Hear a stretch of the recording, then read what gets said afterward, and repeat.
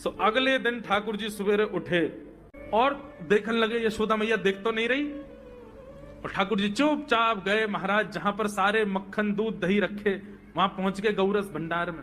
और गौरस भंडार में एक मटकी के ऊपर से ढक्कन हटाए करके जैसे ही ठाकुर जी ने हाथ बोर के पानो प्रारंभ किया, सामने एक खंबा था, उसमें मणि लग रही थी। आज पहली बार 3.5 वर्ष की आयु में ठाकुर जी ने अपना प्रतिबिंब देखा।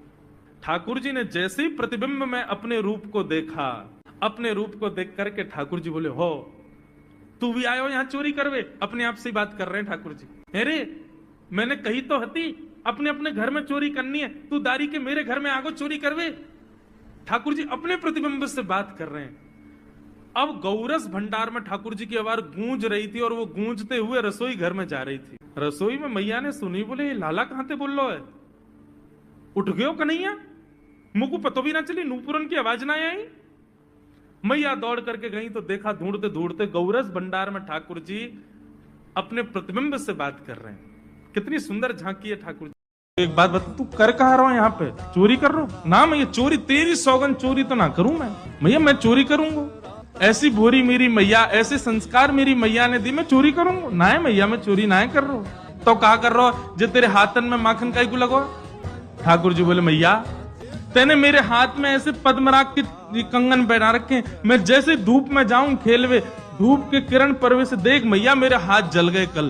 तो मेरा एक सखा है मन सुखा, वाने मुझसे कही, लाला तेरे हाथ जल रहे हैं ना, तो एक काम करियो, मक्खन में जाके अपने हाथन को बोर लियो, मक्खन लग जाएगा तेरा हाथ ठीक है जाएगा। मैया मैं तो चिकित्सा कर रहा हूं अपनी। अच्छा चिकित्सा कर रहा हूं? बोले हम बे, और तेरे मुंह पे कहां से लग गो ये? अगले दिन ठाकुर जी सवेरे उठे और देखने लगे यशोदा मैया देख तो नहीं रही। और ठाकुर जी चुपचाप गए महाराज जहां पर सारे मक्खन दूध दही रखे, वहां पहुंच गए गौरस भंडार में। और गौरस भंडार में एक मटकी के ऊपर से ढक्कन हटाए करके जैसे ही ठाकुर जी ने हाथ बोर के पानो प्रारंभ किया, सामने एक खंबा था, उसमें मणि लग रही थी। आज पहली बार 3.5 वर्ष की आयु में ठाकुर जी ने अपना प्रतिबिंब देखा। ठाकुर जी ने जैसे ही प्रतिबिंब में अपने रूप को देखा, अपने रूप को देख करके ठाकुर जी बोले, हो तू भी आयो यहां चोरी करवे? अपने आप से बात कर रहे हैं ठाकुर जी। अरे मैंने कही तो हती अपने अपने घर में चोरी करनी है, तू दारी के मेरे घर में आगो चोरी करवे? ठाकुर जी अपने प्रतिबिंब से बात कर रहे हैं। अब गौरस भंडार में ठाकुर जी की आवाज गूंज रही थी और वो गूंजते हुए रसोई घर में जा रही थी। रसोई में मैया ने सुनी, बोले ये लाला कहां से बोल लो है? उठ गयो कन्हैया? मुझको पतो भी ना चली, नूपुरन की आवाज ना आई। मैया दौड़ करके गई तो देखा ढूंढते ढूंढते गौरस भंडार में ठाकुर जी अपने प्रतिबिंब से बात कर रहे हैं।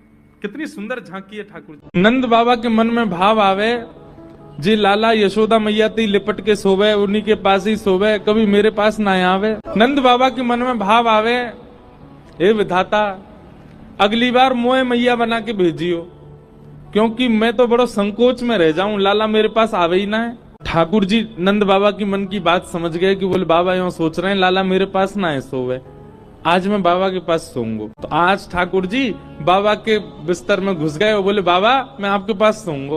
और ठाकुर जी ने ऐसे अंक में भर लिए। आज नंद बाबा के प्रेमाश्रु छलक पड़े, मेरो लाला मेरे पास सो रहे हो। यशोदा मैया को नींद नहीं आ रही, बार बार उठ के देख रही है, बोले लाला यही दे दो, मुझे तो नींद ही ना आ रही आके बिना।